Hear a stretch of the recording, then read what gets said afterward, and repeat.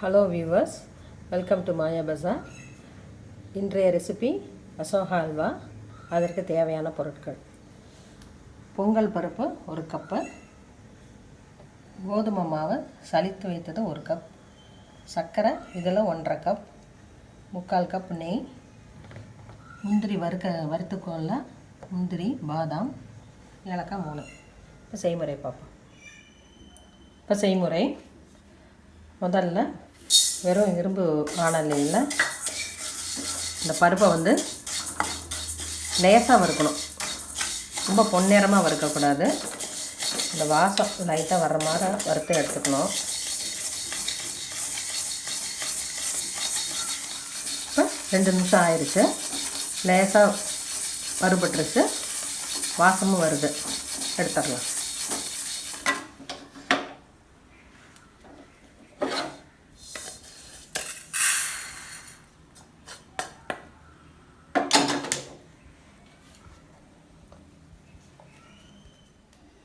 ரெண்டு ஸ்பூன் நெய் விட்டு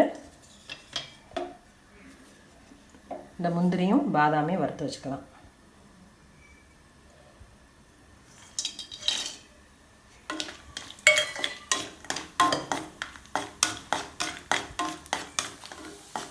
இப்போ செவந்துருச்சு, எடுத்துடலாம்.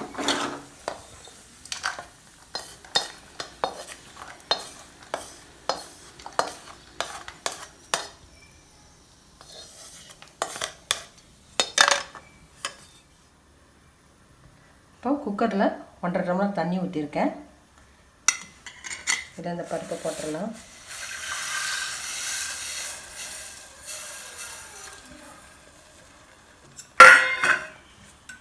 அரை ஸ்பூன் நெய் ஊற்றி வேக விட்டுறலாம். ஒரு 5 நிமிஷம். ஒரு விசில்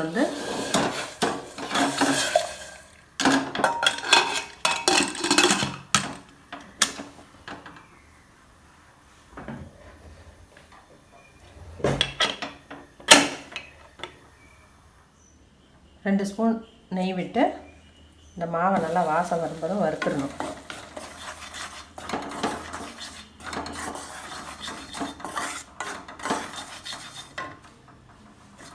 அஞ்சு நிமிடம் வறுக்கணும். இப்போ 3 மினிட்ஸ் ஆயிடுச்சு. நல்லா வாசம் வந்துடுச்சு. லேசாக செவந்து இருக்குது. ஆஃப் பண்ணி எடுத்துடலாம்.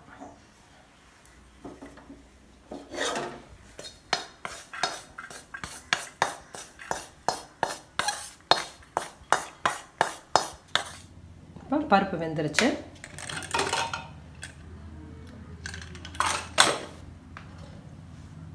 ஒரு சவுண்டு வந்தோன்னா சிம்மில் வச்சு இப்படி நல்லா மையம் எடுத்துடணும். இப்போ சர்க்கரை போட்டிருக்கேன். பாகு காய்ச்சிக்குவோம். 3/4 டம்ளர் தண்ணி ஊற்றிருக்கேன்.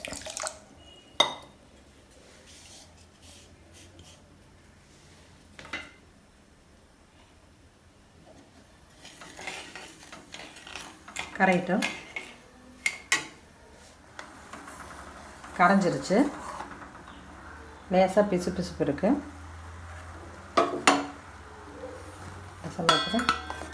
கோதுமை மாவு,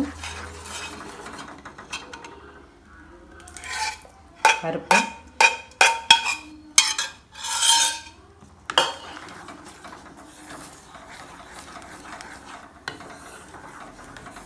எல்லாம் போட்டு கொஞ்சம் நேரம் கிளறணும். ஒரு 3 மினிட்ஸ் விடாமல் கிளறணும். ரொம்ப கெட்டியாக இருந்தால் கொஞ்சம் சுடு தண்ணி ஊற்றிக்கலாம். வேகணும் மாவு. இன்னும் கொஞ்சம் வாசம்.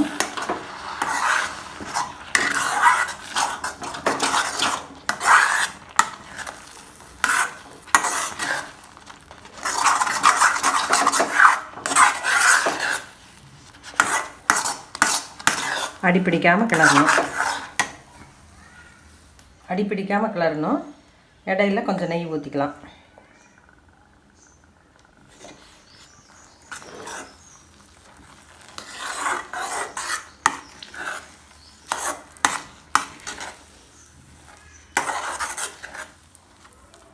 இப்போ கெட்டி பதத்துக்கு வந்துருச்சு.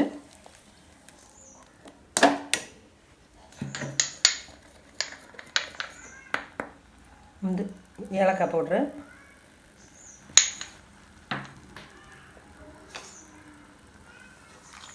முந்திரி, பாதாம்,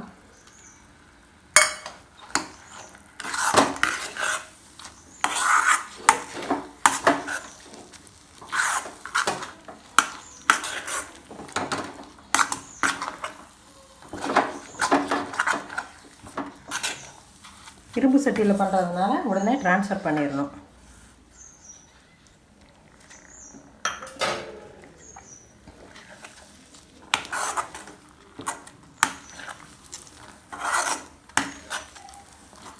அவ்வளோதான். இந்த பதம் ஒட்டாமல் வந்தோன்னா இறக்கிடலாம். செஞ்சு பாருங்கள், டேஸ்ட் எப்படி இருக்குன்னு சொல்லுங்கள். அடுப்பை ஆஃப் பண்ணிடலாம்.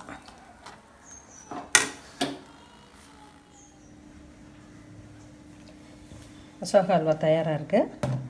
குழந்தைங்களுக்கு ரொம்ப பிடிக்கும். சீக்கிரம் பண்ணிடலாம், ரொம்ப நேரம் எடுத்துக்காமல் விரைவில் பண்ணலாம். செஞ்சு பாருங்கள், எப்படி இருக்குன்னு சொல்லுங்கள். தேங்க்யூ.